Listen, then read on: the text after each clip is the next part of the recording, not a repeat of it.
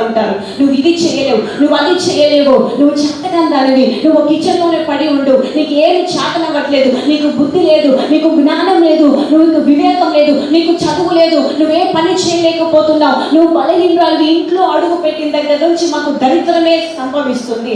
ఇట్లాంటి మాటలు మాట్లాడి స్త్రీలను మరి తల్లులను ఎంతమంది హింసించే వాళ్ళు లేరండి.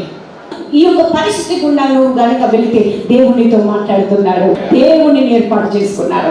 చూడండి, బైబిల్ చెప్తుంది, దేవుడు బలవంతులను ఎన్నుకోలేదు, దేవుడు జ్ఞానవంతులను ఎన్నుకోలేదు, దేవుడు శక్తిమంతులను ఎన్నుకోలేదు, దేవుడు ధనవంతులను ఎన్నుకోలేదు, కానీ బలహీన దేవుడు ఏర్పాటు చేసుకున్నాడు, వివేకం లేని వారిని ఏర్పాటు చేసుకున్నాడు. హల్లెలూయా. ఆయన పెంట కుప్ప మీద నుండి బీదలను పైకి లేవనెత్తి రాజులతో, అధికారులతో, ప్రధానులతో కూర్చుని పెట్టేవాడు. హల్లెలూయా, హల్లెలూయా.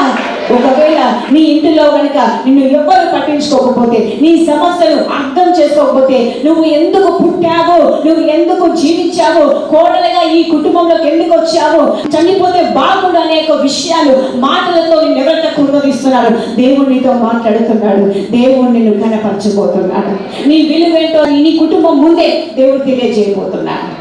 ఆమె చెప్దామా? హల్లెలూయా.